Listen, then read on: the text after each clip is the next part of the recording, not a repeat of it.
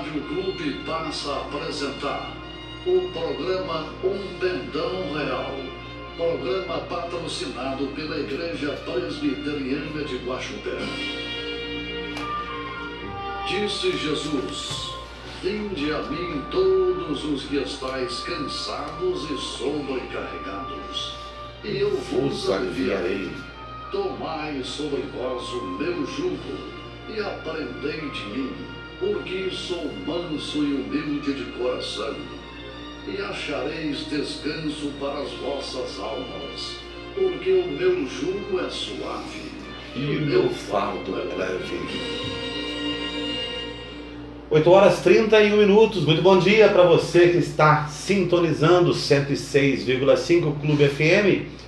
Estava aí com o Nazil Silveira, ouvindo o melhor do sertanejo.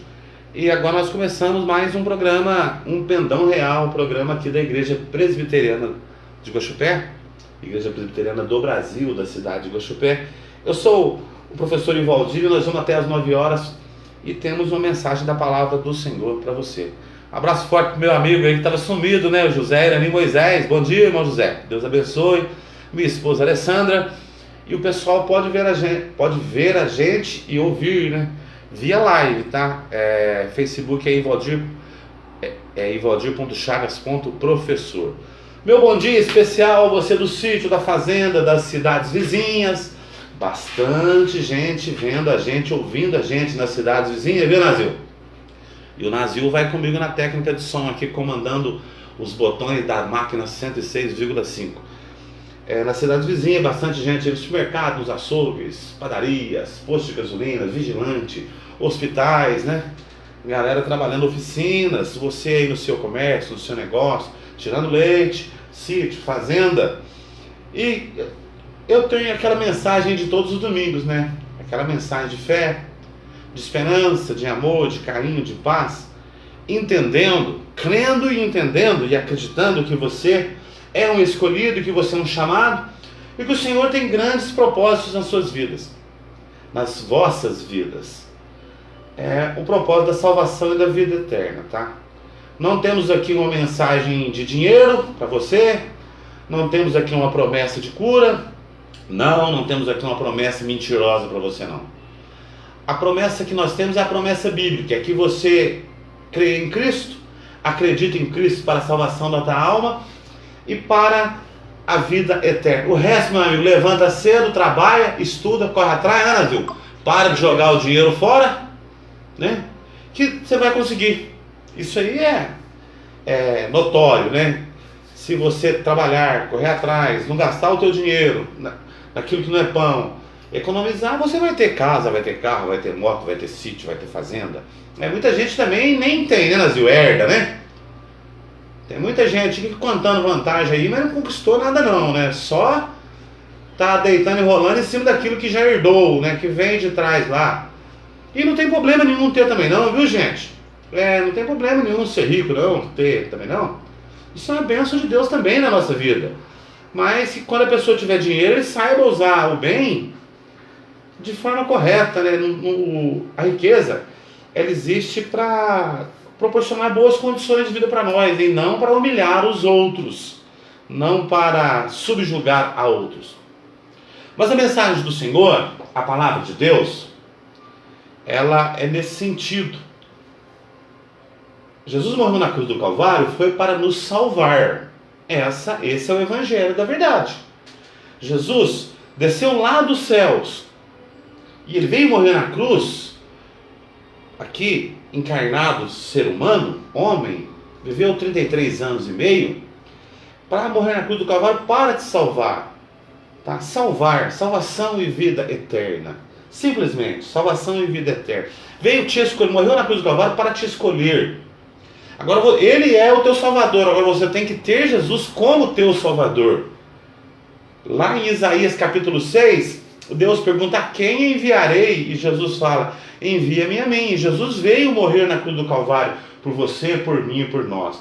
Ele morreu porque Deus te ama, tá?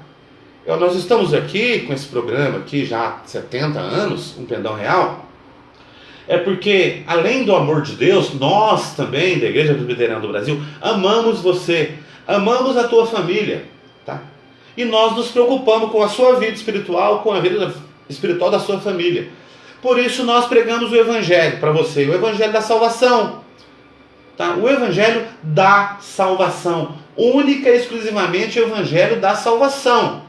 Nós não pregamos o Evangelho do charlatanismo, de curas milagrosas. Nós não pregamos o Evangelho em que você vai ficar rico dessa tal de teologia da prosperidade, que não existe, tá, pessoal? Existe uma teologia só, e não uma da prosperidade, uma da cura, uma da libertação. Para com isso, né? Isso não existe. Isso é conversinha para boi dormir. Isso é conversinha de pessoa que não tem o que fazer e quer viver da fé. Quer aproveitar das pessoas leigas e tomar o dinheiro delas. O Evangelho é o Evangelho do caminho estreito. O Evangelho é o Evangelho que foge do pecado. O Evangelho é o Evangelho da separação. O Evangelho é o Evangelho da santificação. Esse é o Evangelho de Cristo. E hoje eu quero estar falando do Evangelho para você no livro de Lucas, no capítulo 5, do versículo 29 ao versículo 32, tá? Jesus come com os pecadores. Eu quero falar aqui sobre que quem precisa de médico são os doentes e que Jesus veio chamar os pecadores ao arrependimento. Tá legal? Muito obrigado pela sua audiência, pela sua participação aí comigo. Vamos passar a nossa agenda, são 8 horas e 37 minutos. Daqui um pouquinho temos a Escola Bíblica Dominical, às 9h30, tá? Classes separadas, crianças, adolescentes, jovens e adultos. Aqui na IPB, na rua Padre João José 331, aqui no centro de Guaxupé. Às 19h30 hoje, domingo à noite, além de live, nós temos também o culto da família, o culto presbiteriano. Começa às 19 horas, termina às 20 horas e 10 minutos, tá? Segunda-feira, às 19h30, temos reunião de oração. E quarta-feira, às 19h30, nós temos estudo da palavra do Senhor.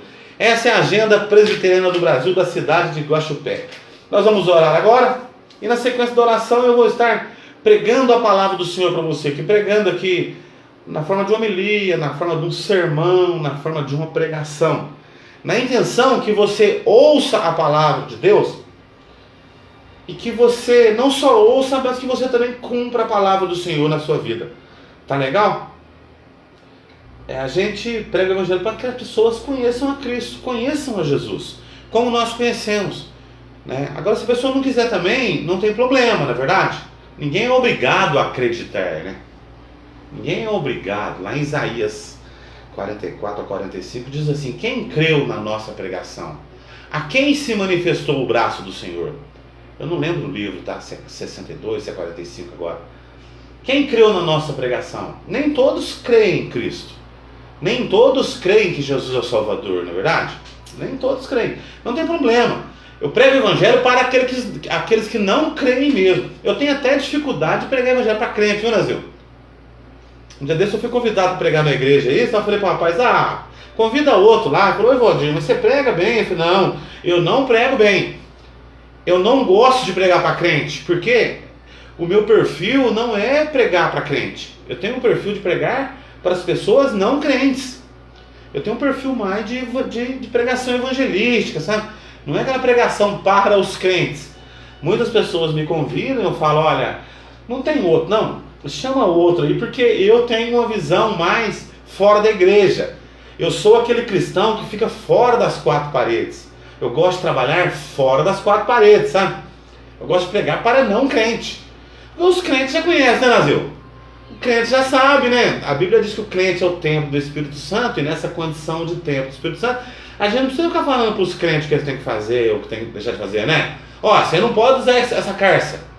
Olha, você não pode usar essa blusa. Olha, você não pode frequentar esse lugar. Olha, você não pode fazer isso. Nós não precisamos falar, porque o cristão, ele já tem o Espírito Santo da vida dele, aqui dentro do coração, do peito, da mente. Então, para os cristãos, é outra mensagem. A mensagem que eu procuro trazer aqui no rádio para você, aqui na live, é mais uma mensagem para o não cristão, para aquele que não conhece a Cristo, ou aquele que está em dúvida, ou aquele que está afastado, né? Não desviado, viu? Aquele que está afastado. Então a mensagem é essa. Nós vamos orar agora, orar pela família, porque eu acredito que a nossa casa é uma continuidade da igreja e a nossa igreja é uma continuidade da nossa casa. É uma via de mão dupla, né, Zil? Casa e igreja, família e igreja são uma coisa só. São duas famílias, né? Então, como nós somos cristãos, se torna uma família só. A igreja é uma continuação da minha família e a família minha é uma continuação da minha igreja. Nós vamos orar pela família, orar por todos vocês, orar pelos que estão enfermos. Vamos orar pelas autoridades, orar pela família e colocar a tua vida. E orar para que você conheça Cristo e aceite Jesus como teu único e suficiente Salvador. Oremos, irmão, de forma simples e humilde, tá? Soberano Deus e eterno Pai, em nome de Jesus, teu Filho, através do teu Santo Espírito, eu estou aqui na tua presença, Senhor. Primeiramente, como sempre, eu peço perdão pelas minhas falhas, meu Deus, porque a tua palavra diz que o teu sangue nos purifique e o teu sangue perdoa os nossos pecados. Eu peço perdão pelas tuas falhas para poder chegar na tua presença através dessa simples oração, juntamente com o meu ouvinte aqui da rádio, juntamente com os meus irmãos, juntamente com o pessoal da live. Orar nesse momento pela nossa família, pela minha família, pelas minhas filhas, pela minha esposa, por toda a minha família. Orar por toda a família guaxupiana, mozambiense, mineira, brasileira, por toda a família sobre a face da terra, pelos casais. Senhor, para que haja amor e não haja divórcio, para que haja confiança e não haja ciúme, para que haja obediência através dos filhos, ó Deus, que os filhos venham obedecer os pais, que a nossa família, Senhor, seja uma igreja, seja uma casa tua, e elas possam estar guardadas sob o teu sangue. Que o Senhor venha abençoar cada um dos nossos filhos, dos nossos genros, dos nossos netos. Que o Senhor tire do meio da nossa família todo o mal, toda a inveja, o ciúme, a porfíria, Senhor, a fofoca, a divisão, a contenda. E que a tua palavra, ó Deus, o teu evangelho venha imperar no meio da nossa família. E que nós possamos nos rodear, nos centrar na tua palavra. Senhor, que haja saúde na nossa família, que haja paz, que haja amor, que haja esperança, que haja fé nesses dias difíceis de pandemia, meu Deus. Senhor, eu apresento a nossa família, coloca a nossa família nas tuas mãos. Senhor, que o Senhor possa curar aqueles que se encontram enfermos, abrir porta de emprego àquele que se encontra desempregado, que o Senhor venha suprir financeiramente, suprir fisicamente, suprir psicologicamente e cognitivamente as nossas famílias. Meu Deus, eu apresento as autoridades dessa nação, poderes executivos, legislativos, judiciário, autoridades eclesiásticas, todas as igrejas, ó Deus, aos perdidos, aos que se encontram no caminho das drogas, aos que se encontram no caminho do alcoolismo, aos que se encontram, Senhor, nas cadeias públicas, meu Deus. Nós sabemos que o Senhor é o caminho, a verdade e a vida, e só o Senhor pode mudar as nossas vidas. Assim oro, ó Deus, apresentando cada um, pedindo um domingo abençoado, pedindo um domingo de paz, de amor, de alegria, de fé, de esperança, em nome de Jesus. São 8h44, vou pular o primeiro louvor, tá? Vamos pular, porque não vai dar tempo de pregar a contento. Vamos, irmãos, para a palavra do Senhor, livro de Lucas, capítulo 5. Vou voltar falando aqui, né? Lucas não foi discípulo de Jesus, tá? Lucas, o médico, ele foi discípulo de Paulo. Muita gente pensa que Jesus andou, que Lucas andou com Jesus, e Lucas nunca andou com Jesus. Lucas nunca viu Jesus, tá, gente? Lucas não viu Jesus, não. Quem viu Jesus foi Paulo na estrada de Damasco, né? Beleza? E Lucas era médico e ele relatou isso e ele foi discípulo de Paulo. Então, o livro de Lucas aqui, ele foi escrito no ano 90, mais ou menos, 95, da nossa aqui, ano Domini, né? Depois de Cristo.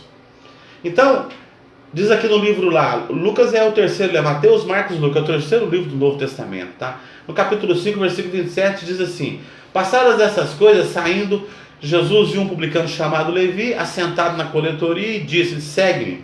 E ele se levantou e, deixando tudo, seguiu. Versículo 29. Então, lhe ofereceu Levi um banquete, um grande banquete em sua casa, e numerosos publicanos e outros estavam com ele à mesa. Vou pegar a Bíblia aqui mais perto, porque a visão já não é mais aquela de 20 anos atrás. Versículo 30. Os fariseus e os escribas murmuravam contra os discípulos de Jesus, perguntando: por que comeis e bebeis com os publicanos e pecadores?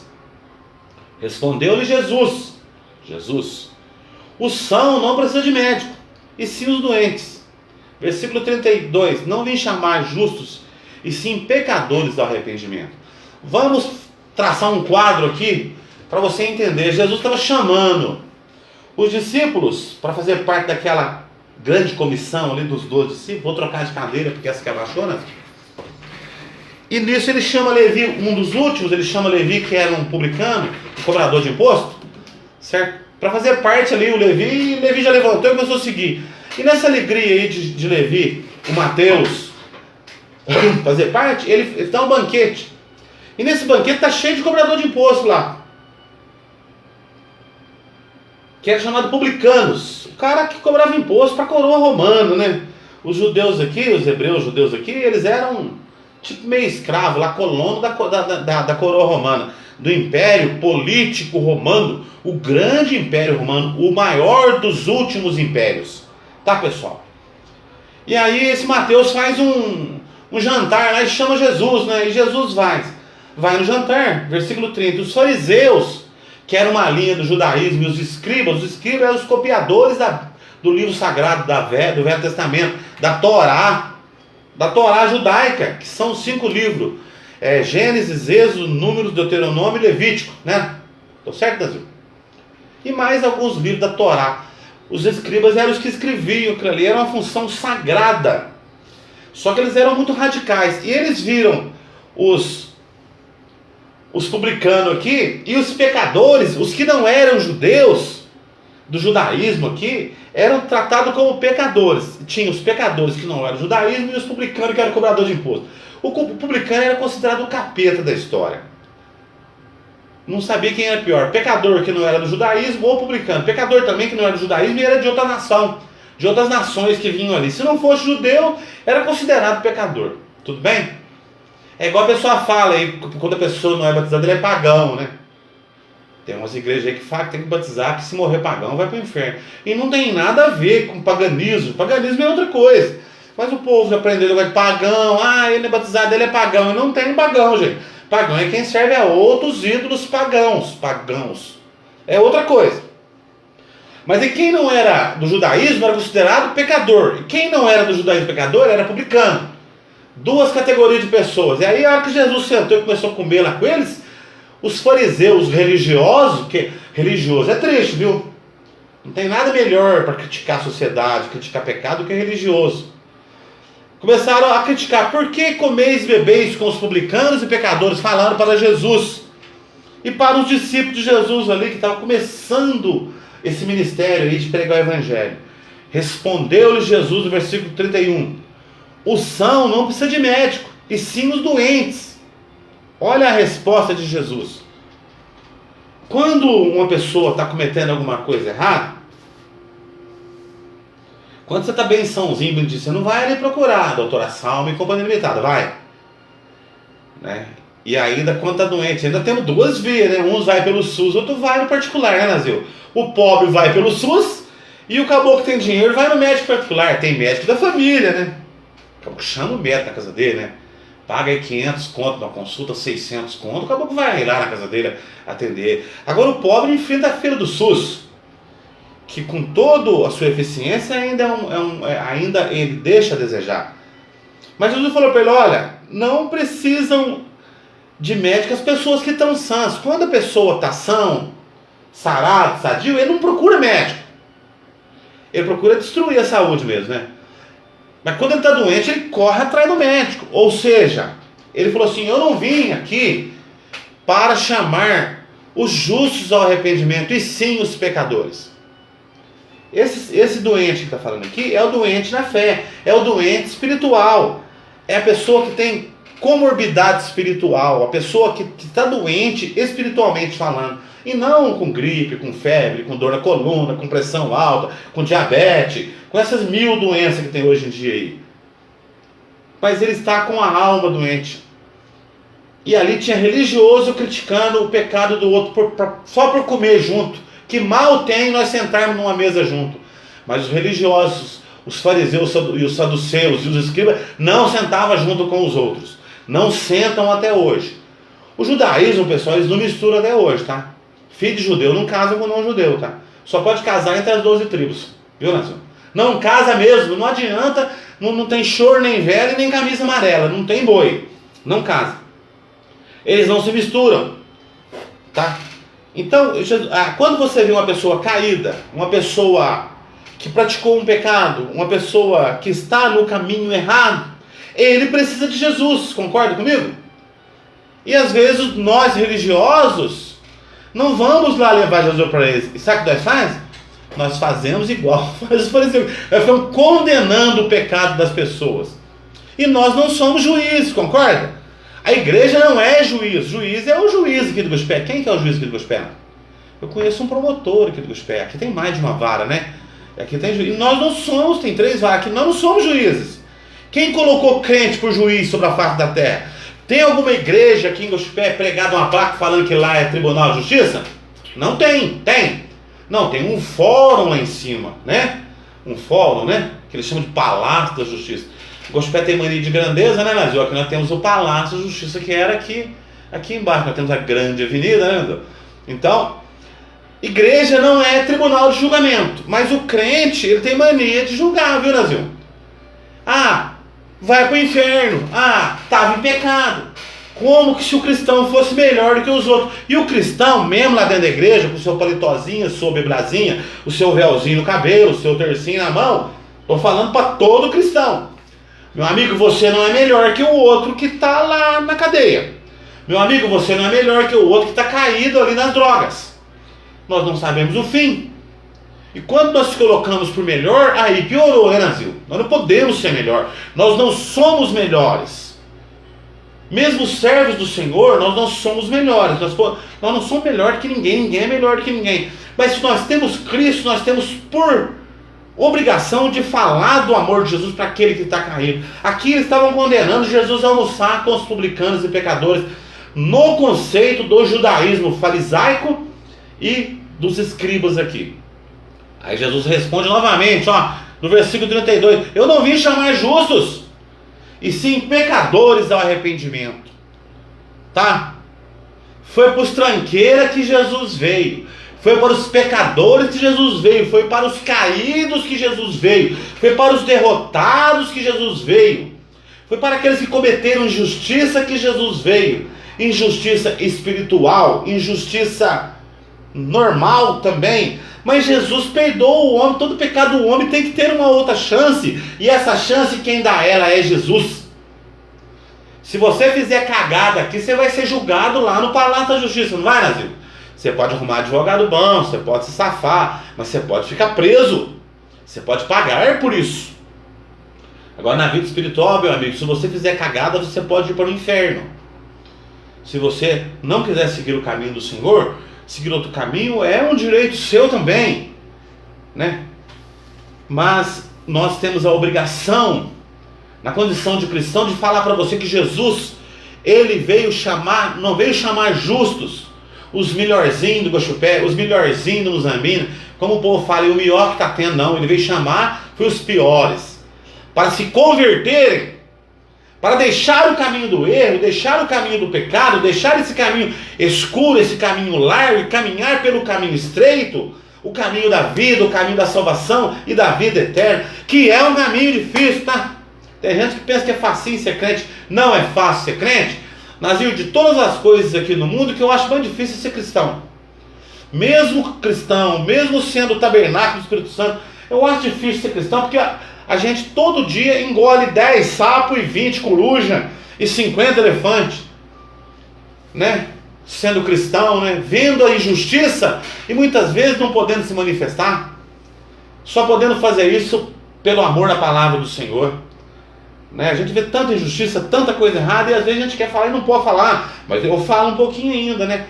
Porque movido pelo amor de Cristo, nós queremos que as pessoas conheçam a Cristo, né? Injustiça social, uma pessoa bem empregada, outra não empregada, né? Uma pessoa bem informada, uma pessoa não formada, uma pessoa trabalhando num serviço ganhando 20 salário mínimo, outro ganhando 1 salário mínimo, né? Um morando num lugar tão bom, outro morando num lugar menos bom.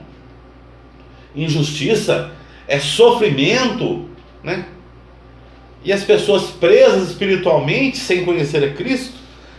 A igreja de Cristo, ela tem a obrigação, o dever de pregar esse evangelho para que as pessoas conheçam esse Cristo, que foi criticado aqui pelos religiosos, porque estava jantando, comendo lá na casa do Mateus, né? Quando Jesus foi na casa do Zaqueu, foi a mesma coisa, não foi? Na casa do Zaqueu. O Zaqueu também era publicano, o Zaqueu e Mateus publicano.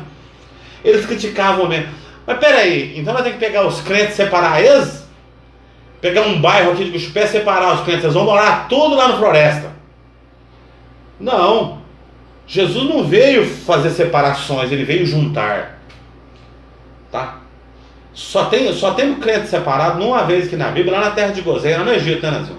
O restante nós temos que estar no meio dos outros. Eu posso ir em todos os lugares e não pecar. Mas tem lugar que não cabe ao crente ir, concorda?